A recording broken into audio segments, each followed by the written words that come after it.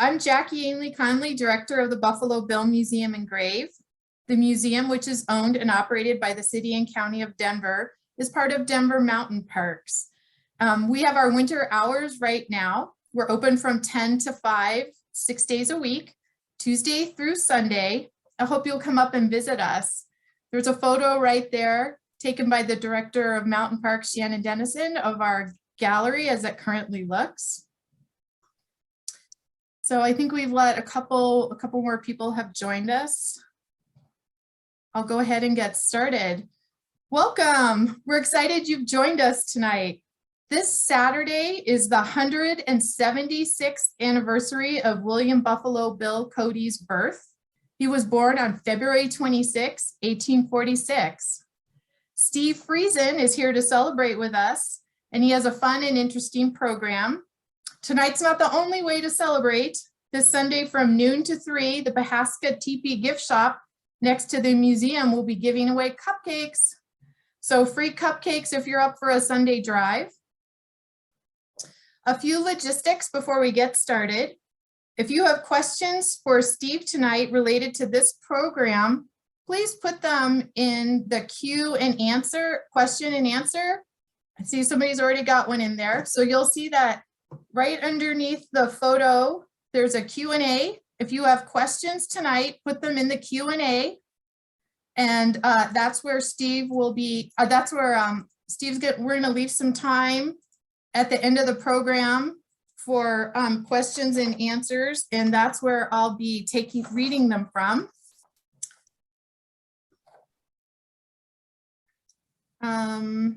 If you want to contact Steve about other topics related to the program, I'll be dropping his, not related to the program tonight. If you just want to talk to him about something else or have a question, I'll be dropping his email in the chat. You'll recognize it because it's Tea Paprika, which is so appropriate considering our talk tonight has to do with dining with Buffalo Bill. So feel free to contact Steve at Tea Paprika if you have any questions related to Buffalo Bill or anything else. And then in a little bit, I'll drop the email for the museum. If you have any questions for us about our operations or visiting, I'll drop that in there. Now, if you are somebody who is hard of hearing and you want to use the closed captions, you just go down to CC live transcript. That is on the bottom right part of your screen. There'll be a little up arrow. Click on that, and you can activate the show subtitles. That means you'll get closed captioning across the bottom of the screen. And so without further ado, I'm going to introduce our speaker tonight, Steve Friesen, who will be sharing his program with us. Galloping Gourmet, Dining with Buffalo Bill. Steve Friesen has worked in the museum field for over 40 years, including directing the Molly Brown House, the City of Greeley Museums, and the 1719 Hans Herr House in Lancaster, Pennsylvania. He was the director of the Buffalo Bill Museum and Grave for 22 years. Steve has frequently lectured on historical topics and has written many articles and several books. His last book, Lakota Performers in Europe, Their Culture and the Artifacts They Left Behind, was published by the University of Oklahoma Press in June 2017. Lakota Performers in Europe garnered many awards, including a Wrangler Award for Best Nonfiction Book of 2017 from the National Cowboy and Western Heritage Museum in Oklahoma City. It was a finalist for a Spur Award for Best Historical Nonfiction Book from the Western Writers of America, and it received an award for the Best Illustrated Western History Book from the Western History Association. Steve is currently working on a new book entitled Galloping Gourmet, Eating and Drinking with Buffalo Bill, and we're excited he is here tonight to share some of what we can expect. So again, if you have any questions, drop them in the Q&A, and we should have some time at the end. So thank you, Steve. Welcome. Well, thank you very much. I had my eyes replaced 2 years ago, so to speak. And so it's easier for me to read without glasses, which I will do that with my notes. And I'm ready to launch here. Before beginning, I do want to note that the majority of the images in this lecture came from the Buffalo Bill Museum and Grave. I've also included some images and artifacts from my own collection, which I have added to since leaving the museum. So the New York Sunday Tribune wrote in 1894, "While you are at luncheon in the tent back of Colonel Cody's, you will get your first lesson, and a particularly delightful one. It is that Colonel Cody's table with the Wild West isn't Buffalo Bill's campfire on the plains or in the mountains. With Colonel Cody, you find you are in a jolly company at a lavish feast." We don't usually associate Buffalo Bill with lavish feasting. As the New York Sunday Tribune says, we expect to see him roughing it on the plains and dining around the campfire. And that was certainly how Buffalo Bill got his start, but eventually he became a gourmet, a galloping gourmet, in fact, who was as comfortable dining at Delmonico's in New York as he was eating a venison steak out of a tin plate at a campfire. This evening, I'll talk about how he got to become a gourmet, some of the people with whom he dined, and some of the food innovations he introduced. I'll also try to dispel some of the myths around his drinking. Now, speaking of drinking, you all should have been supplied with a recipe for a popular drink, which Buffalo Bill enjoyed at the turn of the 19th century. Now, Buffalo Bill drank it as suggested in the recipe, but feel free to add a wee dram of rye whiskey or gin to it, as many people enjoyed it back in the day. Now, just to give you some examples here, I have some rye whiskey here, which replicates the Taos Lightning commonly drunk along the Rockies in the mid-19th century. It actually figured greatly in Denver's first Christmas in 1858. And that's something that some of you that came in here earlier heard me talking about, some of the new distilleries that are out there creating these older recipes. Now, if you're looking at gin, we've got Old Tom gin from Havens of London. Old Tom gin is, in this case, replicated from a gin that was called Old Tom that was popular in the 19th century and played a role in a story I will later tell you about regarding Buffalo Bill. It is sweeter than most of the gins that are popular today. But one of the advantages of Zoom for all of you is that you can enjoy your lecture tonight in the comfort of your own home, and you don't have to worry about a designated driver. But since I'm the designated lecturer tonight, I will be enjoying my horse's neck alcohol-free, the way Buffalo Bill usually enjoyed it.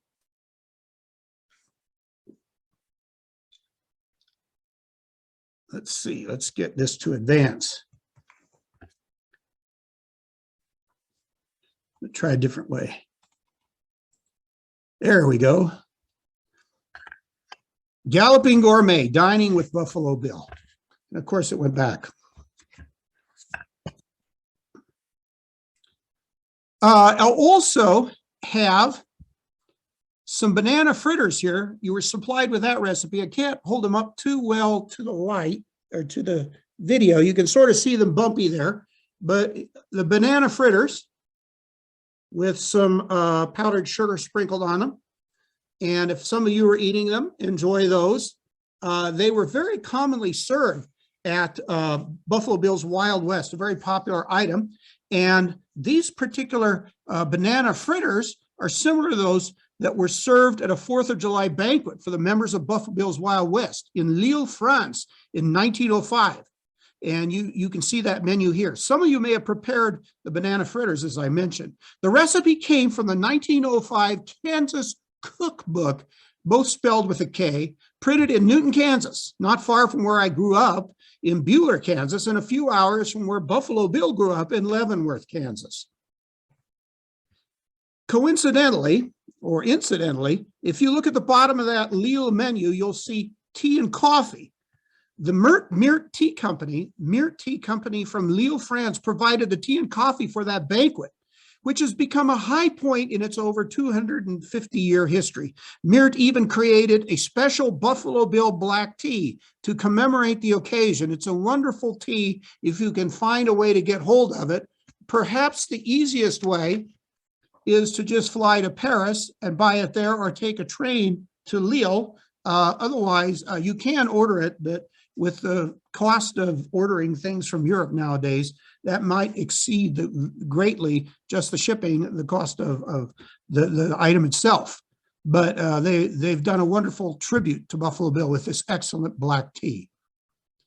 William F. Buffalo Bill Cody was born in LeClaire, Iowa on February 26, 1846, which is why we're gathered here tonight, just 2 days before his birthday.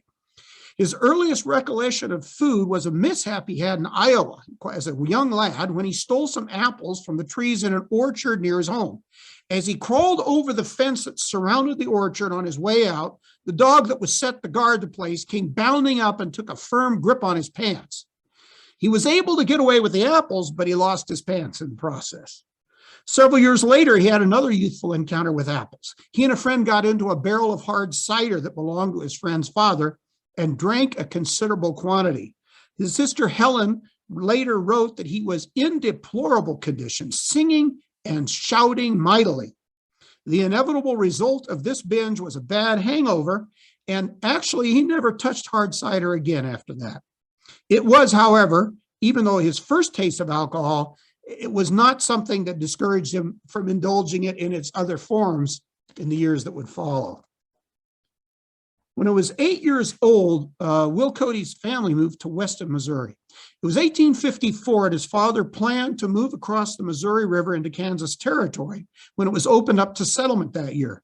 It was there that he first saw hundreds of wagons departing on the Oregon Trail for the Great American West. He declared to his family that was what he wanted to do. Weston was a booming river town and had supplies of every sort for the pioneers and the drivers of the freight wagons departing for Salt Lake City, Oregon, and other points west. There was also a whiskey distillery and dram shop opened by Benjamin Holliday and his brother David. They opened it about 1856. Today, that distillery in Weston, started by the Hollidays, is the oldest continuing operating distillery west of the Mississippi and still offers a White Dog whiskey, which is highly flammable and similar to its first products. In the 1970s, the company, known by then and still known today as McCormick's, issued a special commemorative whiskey bottle depicting Buffalo Bill. If you want to drink whiskey from this bottle, Buffalo Bill has to lose his head.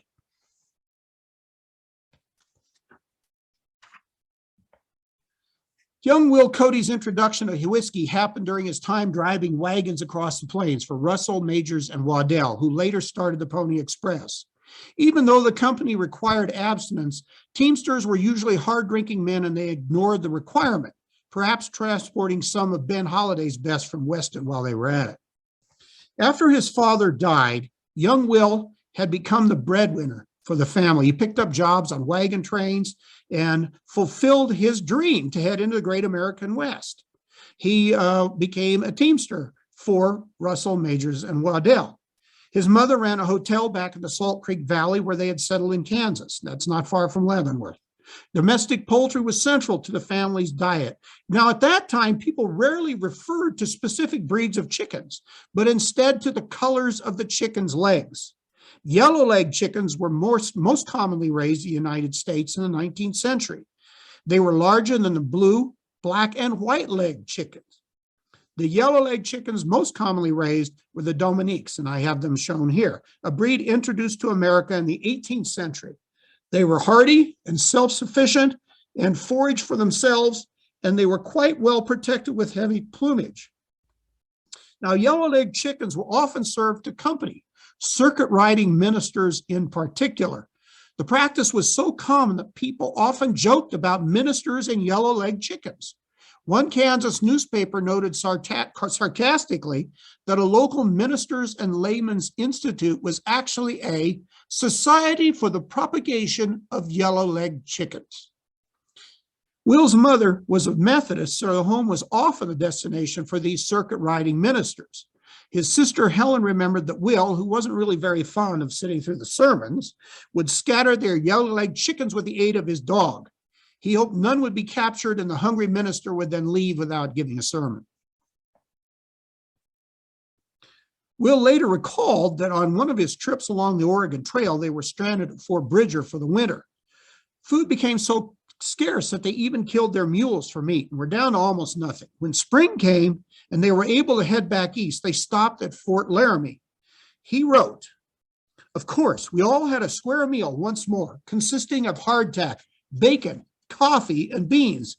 I can honestly say I thought that it was the best meal I had ever eaten." Hardtack lasts so long without spoiling that there are still museums with 19th century hardtack in their collections.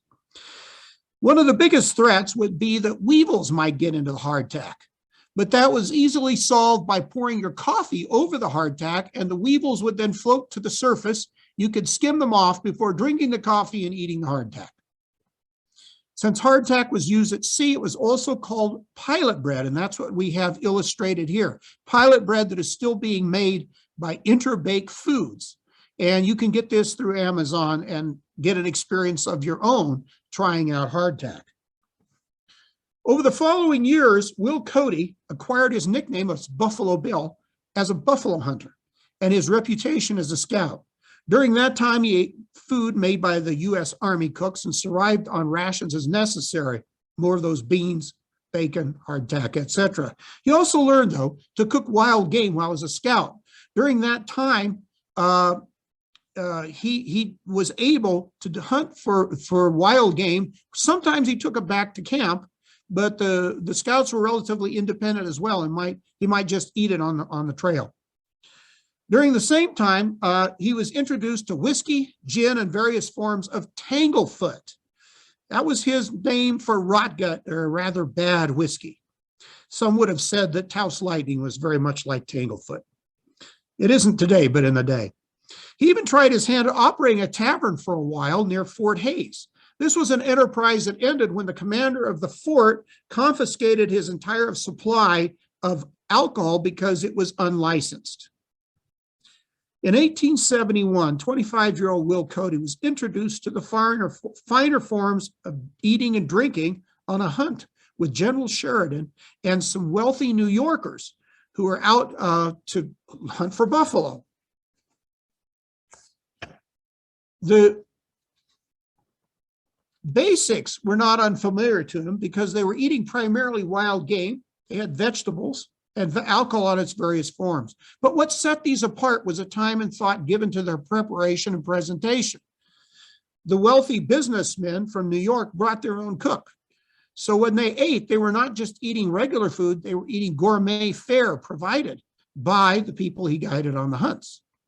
And this happened with hunts after that as well, but this was really the first of his feasts and his first introduction to gourmet dining.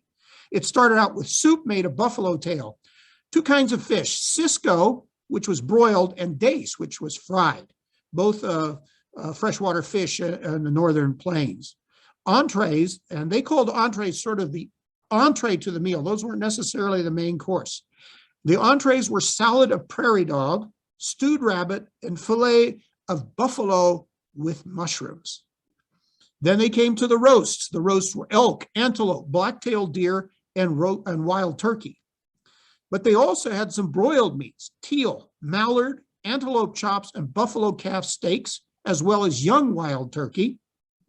Vegetables were sweet potatoes, mashed potatoes, green peas, and dessert was tapioca pudding.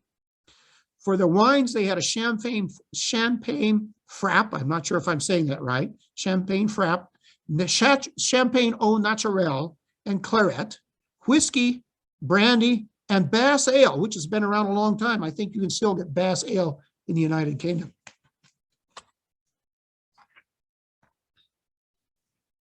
On another hunt, Buffalo Bill accompanied Grand Duke Alexis of Russia, and he was introduced to even more luxurious dining in a large tent where they consumed the wild game prepared in various fashions, again, by a cook who came with the Grand Duke. And they were accompanied by champagne and foods. A lot of them were shipped from Chicago. In this illustration, you can see Alexis shooting his first buffalo. After that hunt, which occurred in early 1872, Buffalo Bill departed for points east, where he discovered his reputation had preceded him. On his way to New York City by train, he made a luncheon stop in Cleveland at a depot dining hall. The imaginative report from the dining hall, which was shared with newspapers across the country, had him leaping 17 feet in the air and scalping a wooden cigar store Indian. It also said he ate raw beef and cut his bread with a Bowie knife. So Buffalo Bill is building a reputation already, enough of a reputation that people are having a little bit of fun about, maybe at his expense. In New York City, his host took him to fancy balls, teas, and dining experience, which would become regular for him over the rest of his life. He was introduced to Delmonico's and later attended a banquet where the cost per diner was nearly $100 each. Today, that would be over $2,000 per diner. So it was a pretty fancy event. In late 1872, Cody was introduced to show business, and his life was never the same. He started out doing stage plays, mostly melodramas, did that for a decade. During that time, he lived out of hotels. In those days, the best dining in towns was usually at a hotel, and he ate at some of the best hotels. In Hartford, Connecticut, he stayed at the Allen House, where he enjoyed oyster fritters, sauteed kidneys in port sauce, and leg of mutton in caper sauce. He also ate oysters at the Hannes Oyster House, which was one of Mark Twain's favorite eating places. In New York City, he stayed at the Sturtevant House.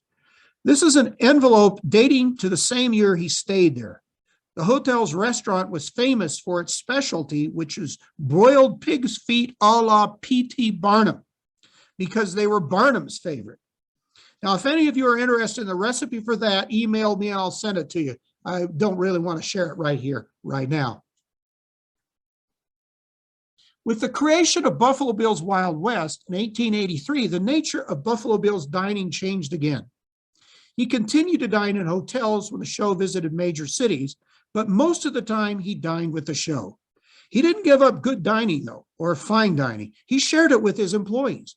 One reporter noted they received just as good meals as the high liver at a first-class hotel. Another remarked, "It must be said that Mr. Cody looks well after the inner man and his necessities." That was no small order. The shows started out with around 400 persons on the staff, but over the years, that number swelled by many, till there were 1,600 people in the show by 1910. Food was served in a large tent. It was the first to be erected when the shows came to a town. There were various configurations of the show grounds. This one dates to around 1906. The show was very close to its largest size at that point. And you can see the food tent down at the bottom is nearly 1/4 the size of the arena itself, which was quite large, holding thousands. This is one of the 4th of July meals at the show, and you can see a balding Cody on the left there. You can see that every table is covered with tablecloths and set with napkins, silverware, and china of various kinds. That was not just on holidays, it was every day. The staff did not line up mess hall style to be served their food. Instead, white-clad waiters took their orders and delivered their food. One account described waiters as rushing in and out of the tent, taking orders and delivering them. Soup for 2, dry toast for 1, roast beef, vegetables, fried potatoes, and toast for 4. Well, that makes me think that maybe I'll take a bite of a fritter here, if any of you are eating them. Give my voice a rest for a moment.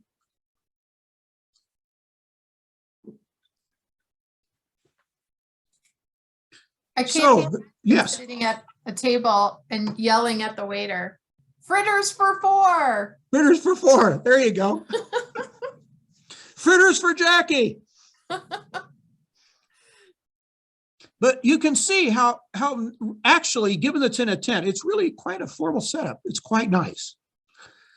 So here we have sort of a variety of 4 images The staff was served good food and plenty of it. We see that in the first picture just a moment ago. Annie Oakley, who joined the show in 1885, remarked that breakfast consisted of good coffee, bread, butter, preserves, fine steaks broiled over wood coals with fruits and berries in season. A summer lunch in upstate New York included rice and tomato soup, beef brisket in tomato sauce, cold roast beef and pork, corned beef hash, bread, coffee, milk, iced tea. While a summer supper in Hamilton, Ontario included baked, broiled and fried fish, roast beef, roast veal and dressing, roast lamb, new potatoes and new string beans. Beef was a staple on the Wild West menu. It was consumed in all of its forms. One visitor reported that a dozen cattle, quartered and ready to be cut in stews, roast and soup bones, are piled up together looking like a mountain of meat, and it represents but one day's meat allowance. Everything was cooked in large quantities. There were 1 yard square sized meat pies, 350 tarts as big as your hand.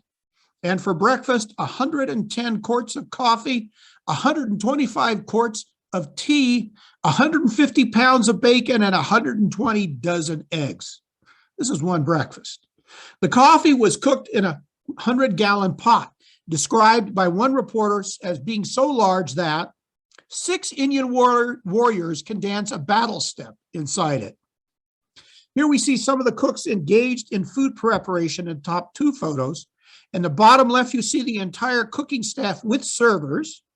And in the background of the photo of the cooks on the bottom right, you see this. It's a range wagon. At the center of the food preparation area, the whole area occupied a half acre, all the preparation area. And at that center was the range wagon. It was described as a monster range on wheels, a gastronomic hub, an altar of gastronomic hopes. These reporters were pretty lyrical of what they were talking about then. The range wagon was 20 feet long. Once it was rolled off of the car and taken by a team of 8 horses to the showgrounds. It was positioned in the center of that half acre. The sides were lifted and propped up, revealing a massive cooking range with room for at least 4 cooks, and sometimes 8. The range was an assemblage of several ranges connected together, sharing a large common smokestack which vented the massive wood fire that was burning within all of these ranges combined. It was the sort of contraption which obviously inspired newspaper men to wax eloquent. As the fires leapt high within it, some described it as a small Vesuvius from which belched forth smoke and whence issued savory dishes heaped with meat and potatoes. The area was fenced off from the curious public by ropes, although the food preparation area could be observed from outside those barriers. And many curious attendees at the show spent time watching as these meals were prepared.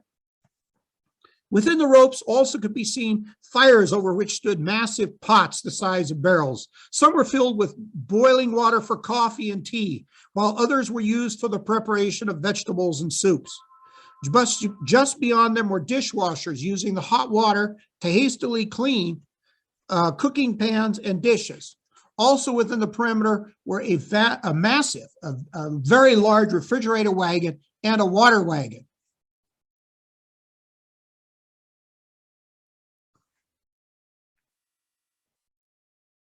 The operations, let's see here, it's not moving. Hold on just a second. I got to get this to change again.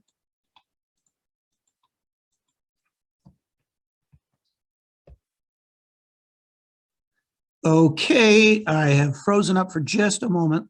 Let me see if I can make this go.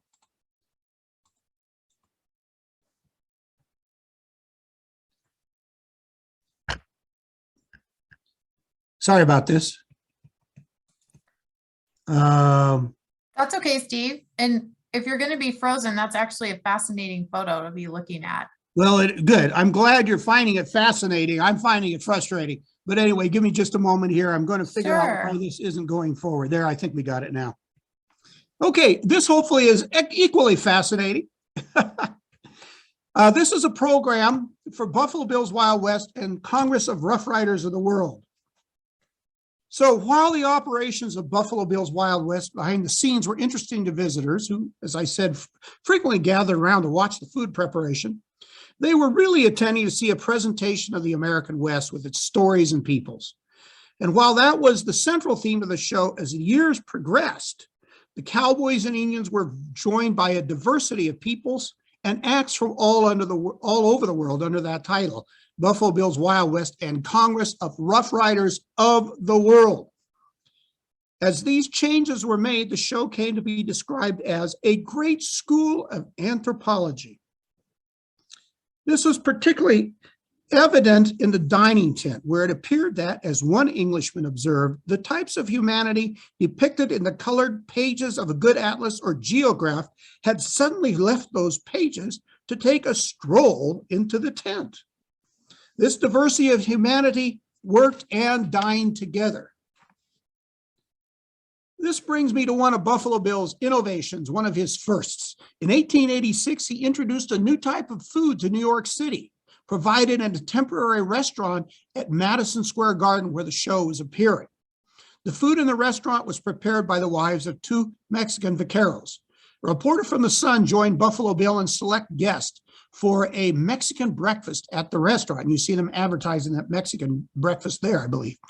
The reporters posting the Sun stated, "Nothing in it but the chocolate was admirable," which was recognized, nothing in it but the chocolate, which was admirable, was recognizable to the taste of the average untraveled New Yorker. He was unimpressed with the repast, noting that the tortillas taste for all the world as the paste-soaked circus poster must taste to the ravenous goat. He was also unimpressed by the henchilada, which he warned looked like a rolled French pancake, but was a very different thing indeed. Regarding the mezcal, he wrote that it has a combination of the flavors of gin, rum, and rhubarb, and said, in repeated doses, it is said to have the power of all other intoxicants combined. No man can toy with it with impunity. That Mexican cafe was the first and last time Buffalo Bill's Wild West would offer an ethnic food concession. So I'm not sure how popular it was. Certainly not based on that review would it seem popular. That Madison Square Garden effort, though, did help introduce tamales to New York City. Within 8 years, sorry, I got to move when I grab my notes and move them, sometimes that changes the picture. Within 8 years, carts were found throughout the city, and tamale parties were all the rage. Buffalo Bill did not realize it at the time, but he had not only introduced a new culinary offering to New Yorkers, but that this was the first Mexican restaurant to open east of the Mississippi. Now, there were so many people later on, particularly by 1900, 1910, coming from so many ethnic backgrounds, it was a challenge to the show's cooks to meet the dietary desires of all these performers. The Indians received steaks cooked to their satisfaction, no rare steaks for them. They were cooked very thoroughly, and with no vegetables. They would send back the vegetables. The Cossacks loved pickled foods, so they were served pickled meat 3 times a week. The Sinhalese, who are shown here, they are natives of Ceylon, now Sri Lanka today. They drank only water, no tea, no coffee, none of the other stuff. They received food heavily spiced with pepper, and they ate plenty of rice. The Arabs ate unleavened bread, baked specially for them on certain days of the week, and of course they ate no pork. Now, there is one food that only the Indians truly liked, and it was something they cooked themselves just once per season. On that day, they had a dog feast. They believed that eating stewed dog meat once a year was good luck. The meal was celebrated as a holiday and a break from their ordinary diet. It was carried out quite openly and frequently reported on in the newspapers.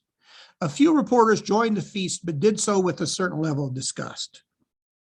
Now, even if they didn't care for the dog feast, the press and invited dignitaries, particularly in Europe, greatly enjoyed the Western meals staged by Buffalo Bill's Wild West. Often the meals feature what they call rib roasts of buffalo or beef.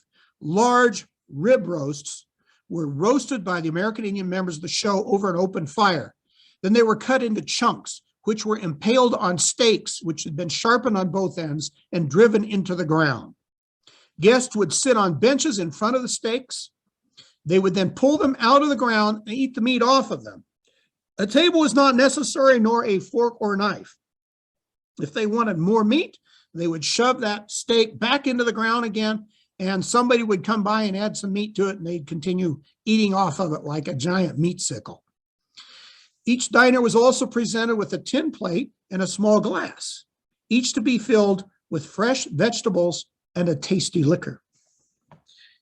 Thomas Edison, shown here trying to use telepathy to light a bulb, did quite a bit of business with Buffalo Bill. The relationship began when Buffalo Bill threw a Western breakfast honoring him at the show during the Exposition Universelle in Paris in 1889. It was at that exposition that the Eiffel Tower was introduced. It was more of a brunch. It included clam chowder, sole, quail on toast, steak with mushrooms, chicken, corn, hominy, biscuits, cornbread, and baked potatoes. Dessert was pumpkin pie, apple pie, mince pie, watermelons, pears, peaches, grapes, peanuts, and popcorn. Edison later said it was one of the high points of his visit to Paris. During his first visit to Europe, Buffalo Bill dined with the Prince and Princess of Wales, British Prime Minister Gladstone, Crown Prince Wilhelm of Germany, and many other celebrities and royalty in Great Britain and on the European continent. He was invited out to many banquets and parties. He joined famous English actor Henry Irving and writer Bram Stoker, who would later write Dracula, at a banquet at the Glasgow Athenaeum while in Scotland. He also had tea with Oscar Wilde in London, and we see the invitation here. During his lifetime, Cody dined with many other famous people at luncheons, parties, and banquets. Dining with him were people that were artists, like James McNeill Whistler, Albert Bierstadt, and Rosa von Herr, who later did a portrait of him, as well as Frederick Remington. When in Washington, he also lunched with President Grant and Theodore Roosevelt, who said that Buffalo Bill has always been a great friend of mine, and indeed he was. As his Buffalo Bill persona became one of the best-known figures of his time, William F. Cody, the businessman, found himself an influencer. His opinions on current issues were sought out and could be read about in the newspapers. He was able to speak out on things which mattered to him, like women's and Indians' rights and conservation, all things that he felt very strongly about. The dinner table, as well as the printed page, became a forum where he could trade ideas with the influential people of his day, from artists to military figures and other captains of industry and even presidents. I'm going to take a quick drink here. In addition to his ingenious range wagon and opening the first Mexican restaurant in New York City, Cody also made other food innovations on his trips to Europe. This is the American Exposition or Exhibition in London in 1887, which was part of the Golden Jubilee of Queen Victoria's reign. That large area to the left, those buildings were where the exhibition was. But if you walked across the bridge, which you can see there to your right, you would go to the most popular part of the exhibition. And you see a round or a semicircle with an arena. That was Buffalo Bill's Wild West. Now, if you look at closely where the seating is in that arena, or where I should say the covered area is, I have to lift this up to see that. One of the things that you see, and I'm going to zero in closer to that on a detail from a different map. If you look there, there was a large bar wrapped around the amphitheater where the Wild West performances were staged. You can see it says grandstand, and behind that it says refreshment bars, just to the left of that. It was a total of 700 feet in length and was reported to be the biggest bar in the world. American bartenders were imported to provide the drinks. Visitors to the bar received an almanac of American drinks, which was a calendar with a concoction for every day of the year except Sundays. One American visitor reported, "Hard to please indeed must be he whose taste cannot be hit off here to a nicety." Nogs, slings, cocktails, cobblers, skins, twists, fizzes, swizzles, flashes of lightning, sours and ticklers. What more do you want in the way of liquoring up? And in fact, I don't think before I worked on this, I'd heard of half of those. Other drinks offered included mint juleps, pineapple punches, old chum revivers, bosom caressers, and claret sangarees, which were basically sangrias. Altogether, there was supposedly 400 different kinds of drinks at that bar. Now, while the large installation outside of Buffalo Bill's Wild West did not introduce the American bar or the American cocktail to Britain, it did help popularize them. And not long after that, a number of bars, American bars, sprung up in London. Before that time, one observer had said about London, straight drinks are the rule here, and they know nothing more about mixed drinks than what little knowledge they have imported from the United States. Well, in this case, it was the United States knowledge of cocktails that got exported to London. Newspapers noted that American cocktails became a rage during the exhibition. Even the Princess of Wales and other royals patronized the bar after enjoying the Wild West. Over the following years, a wave of American bars opened in London and elsewhere. 2 years later, it was observed that no London restaurant could be complete without an American bar, complete with shakers, lemon squeezers, and lots of crushed ice. Since, in quotation marks, no American bar would be of any account without its ice, a necessity of life to the vast majority of Americans. And some of you who have traveled in Europe notice that they don't really use ice to the level that we do. Some of those American bars are still in operation in London. This is the longest operating American bar at the Savoy Hotel.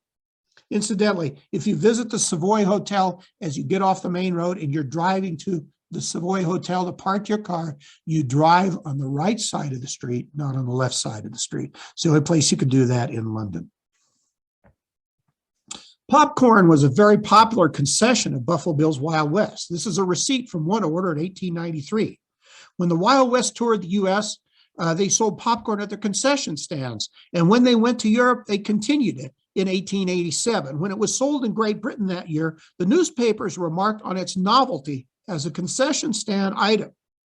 2 years later, when the Wild West crossed the English Channel and went to France, newspapers trumpeted the news that Buffalo Bill is teaching Paris to eat popcorn.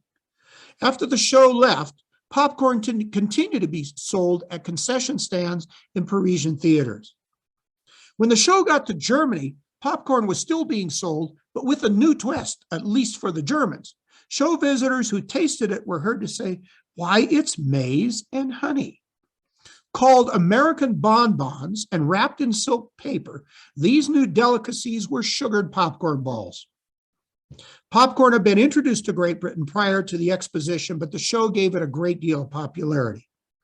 Popcorn, however, had not made its way across the channel to the continent until Buffalo Bill's Wild West introduced it in Paris and then later in Germany. And while Buffalo Bill may not have introduced popcorn balls to Great Britain, they certainly were new to the Germans.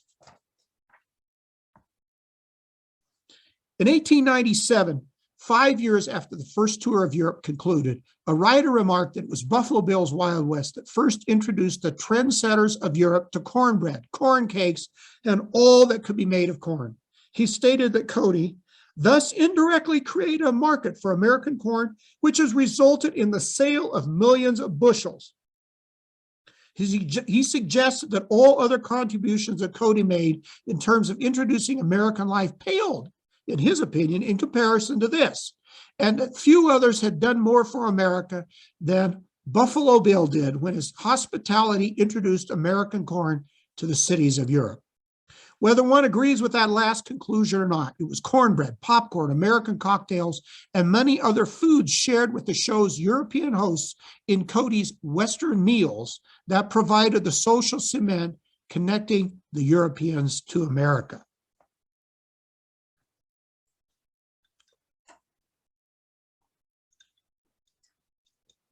Minutes. Okay. My timekeeper just told me where we're at time-wise. Here you see an old Tom Gin bottle and an ad. I can't conclude this conversation without bringing up and discussing the elephant in the room, Cody's drinking. His relationship with alcohol was as complicated as his relationship with his wife, which I really don't have time to go into here. As I already mentioned, he was probably introduced to whiskey during his early trips across the plains as a wagon teamster or as a scout. For the next 2 decades, he was not unlike other frontiersmen who were hard drinking. This continued into his years as a scout as well, while he was a buffalo hunter as well, when on one occasion, the cook at Fort McPherson sent him and a fellow scout into North Platte, Nebraska to get supplies. The two instead purchased a 5-gallon demijohn of brandy, 2 cases of Old Tomcat gin, and an undisclosed amount of whiskey. While the cook was quite angry, they shared the whiskey with Fort's officers and all was forgiven. Incidentally, Old Tom gin got its name from the tomcat on the gin's labels and advertisements, as we see on that ad. This bottle was from Robert Burnett, whose gin was popularly exported to the United States. Buffalo Bill continued to drink as he entered show business. On at least one occasion was accused of being drunk while performing in one of his stage plays before he started the Wild West. When Nate Salisbury joined Buffalo Bill's Wild West as Cody's partner, he insisted that Cody refrain from drinking during the show season, and Cody agreed. In fact, he was so careful not to drink that General Booth, the founder of the Salvation Army, put his image on a banner as an exemplary model of temperance. Now, Cody was a strong supporter of women's rights and often spoke out about it. But when he was asked to speak out for temperance, he refused, knowing that he would probably get together with his friends and go on a bender when the show season was over. He might also have refused because he often had ads for whiskey and other alcoholic beverages in his show programs, like this ad for Old Crow in 1901. He insisted that when the season was over, he drank for recreation, and it enabled him to throw off, quote, thoughts of work and labor for the time being. From what I have been able to gather with my research, he was a social drinker who enjoyed alcohol of various kinds, particularly whiskey, and was in control of it, not the other way around. Buffalo Bill was a drinker, but he was not a drunk. As the years went by, Buffalo Bill drank with greater and greater moderation when he was not with the show. In 1904, he wrote to a close friend that he had only drank alcoholic beverages 3 times since 1901. Then in 1905, he had a personal spiritual awakening and wrote to his sister Julia that he had decided to stop drinking entirely. According to my research, he was pretty successful at this effort. So he really did not imbibe in alcohol. And if he did, it was almost nothing to speak of until his death in 1917. And it was during this time that he became particularly fond of ginger ale, as you see in the bottle here. You could drink it from the bottle, but he also drank horse's necks, alcohol-free cocktails, like we're drinking this evening. One of Buffalo Bill's last banquets was on the 4th of July, 1914. By that time, he'd lost the show and was forced to appear. Did it again. Sorry about that. He was forced to appear with the Harry Tamman Sells Photo Circus. The repasts include deep sea turtle, baked red snapper, veal sweetbreads, oyster cocktail and oyster patties, suckling pig, turkey, and prime rib. Dessert was a peach sundae with nuts on it, We see the menu here. As Buffalo Bill's health deteriorated over the next 3 years, so did his appetite. This last photo of him in Glenwood Springs shows a very gaunt man on his way to die in Denver. He passed away a few days later on January 10, 1917. There's much more that could be said about dining and drinking with Buffalo Bill. It's all going to go into the book manuscript I'm currently editing, and I'm going to be submitting it to some publishers this spring. We'll see what happens, so stay tuned. But in the meantime, I am now open for questions. Thanks, Steve. And can you leave that picture, that painting by Papacina right there? I know, it's my favorite painting of Buffalo Bill. Oh, great. Well, we have some really good questions for you. Okay. So Rachel would like to know, was organ meat considered high-end food? And she noticed liver was a common menu item in hotels. Yes, organ meat was indeed considered a delicacy, a high-end food for many people. You have liver, kidneys, of course, too. The French dishes in particular took advantage of kidneys, as they still do, actually, organ meats. I think it then and today was considered a sign of being a very good cook, a very good chef, if you could find an interesting way to prepare organ meats, kidneys, sweetbreads, liver. Liver also would have been something, I forget which menu that was, but liver might have been a little more pedestrian in some ways. And people on the plains often ate liver. Certainly the Indians, the scouts, the frontiersmen ate liver because it was good for the energy, good replenishment of iron, that kind of thing. Great. Well, cool. So Brian Tadler would like, first he'd like to say, Steve, great talk. Thank you. Do you have more info about Cody's friendship with Theodore Roosevelt as well as Ulysses Grant? And then go ahead, sorry. Big question. So that's first part. And then the second part is, do you know what kind of meals they ate when you met with them? Well, talking about Grant first, because he was the earlier one, he had lunch with Grant. And at the time, he was just sort of becoming, it was 1872, and he was just kind of 72 or 73, and he was just coming into his own as a celebrity and a show business character. And he remarked at the time, he says, this will probably be as close as I ever get to the White House again. And certainly he never anticipated he'd become president, which he didn't, of course. But he then later on ate with a number of presidents. And of course, Teddy Roosevelt being the one that he was closest with. We don't have any idea what they ate, unfortunately. I would love to see that. One of the other things I'd like to find out about might have been what was one of his last meals. I think that would be interesting to find out. As though you can see, though, from that picture from Glenwood Springs, he wasn't eating much by the end of his life. But at any rate, he did have an opportunity to meet with these various presidents. And one of the things he always did would be he would take along a delegation of some of the American Indians, the Lakota, who were part of his show, and he would give them an opportunity to meet the president, in some cases to plead their cases if they were wanting some assistance or something else. Unfortunately, they weren't given many rights until after 1935 with the FDR administration, but they still tried. What's that? I said the Indian New Deal. The Indian New Deal, that's right. And that's a subject of partly a subject of my other book on Lakota performers. So Jane Cates would like to know, will the book have recipes? That's the plan. I have a whole appendix with some of the recipes, the horse's neck, the banana fritters, some other things. I will have the pig's feet a la P.T. Barnum in there too, just in case you're interested in pig's feet, something that I have no interest in myself. So I will not be sampling that recipe. I like the horse's neck, but I'm not sure about the pig's feet. Yeah. So Johnny Baker, who started the Buffalo Bill Museum in what is now the Pahaska Teepee up on Lookout Mountain. The question is, did Johnny Baker pay tribute to Cody's culinary delights and serve them when he opened the museum, which originally had a cafe? It was a restaurant museum. So Johnny Baker, the founder of the museum in 1921. I wouldn't be surprised if he was definitely influenced by Cody's dining, because he started as a young boy. He was when Johnny Baker started, maybe 13 years old, he started with the show and sort of was under Buffalo Bill's wing and stayed with the show until Buffalo Bill's death. And then, of course, opened the museum, in 1921 as a tribute to Cody.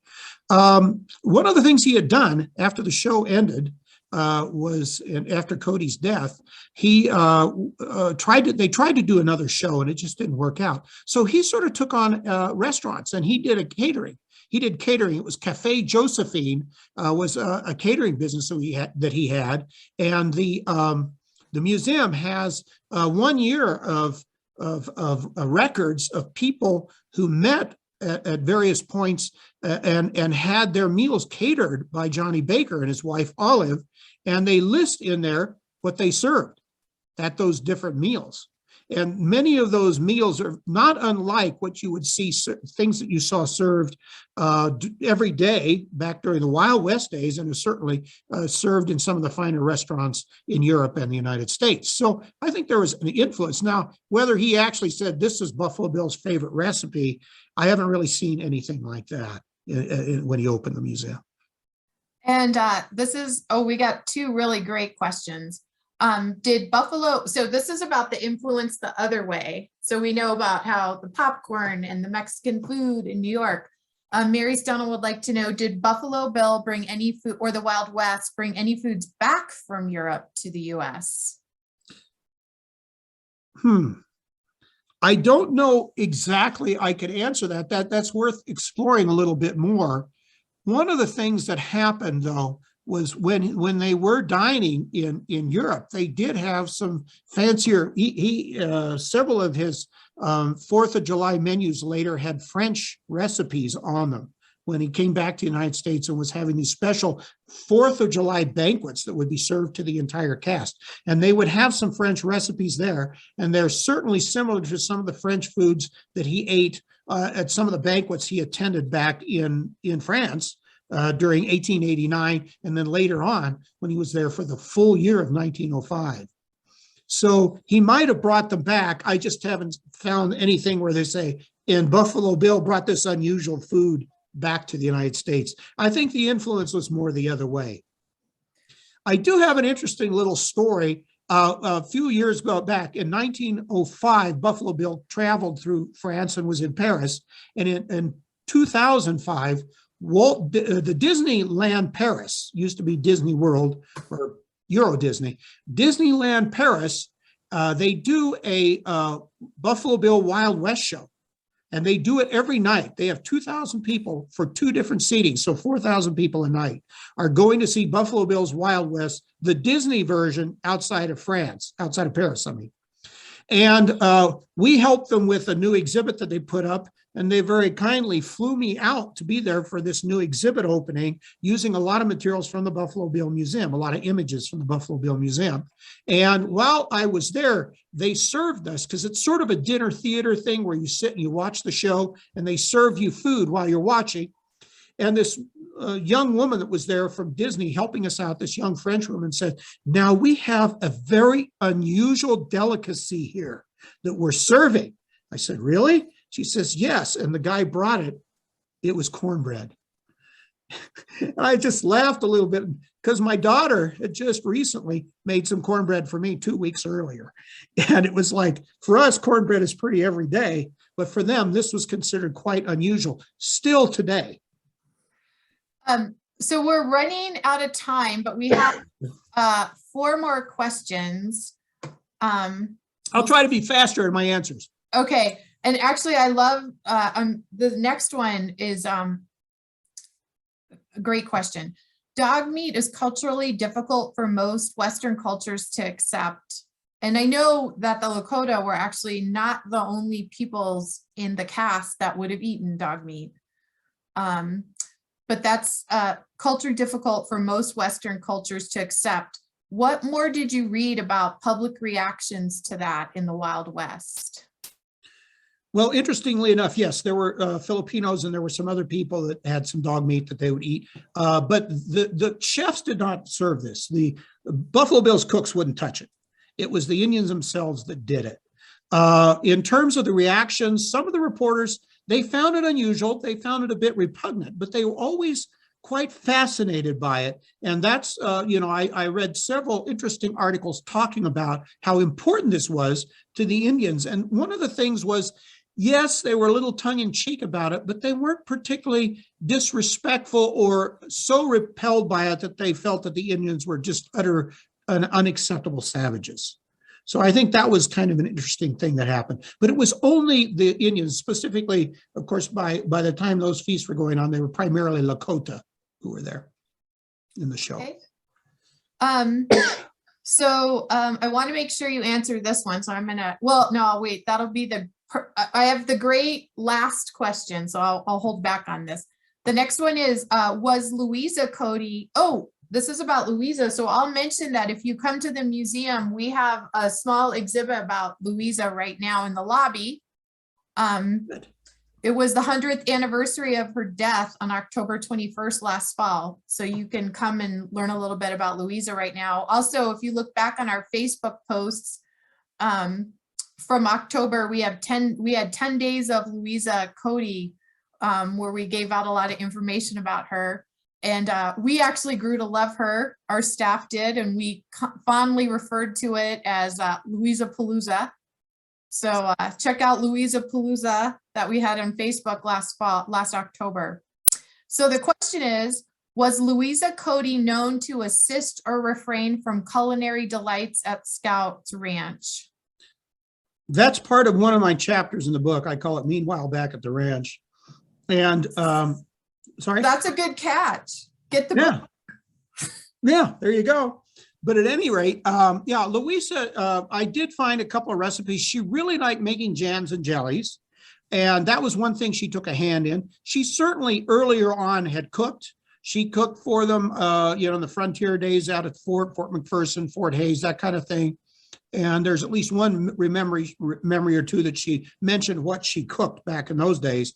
But by the time, the Wild West started, 1883, they were living pretty well. And so she already had started hiring cooks to do most of the cooking, but she did some of the cooking as well.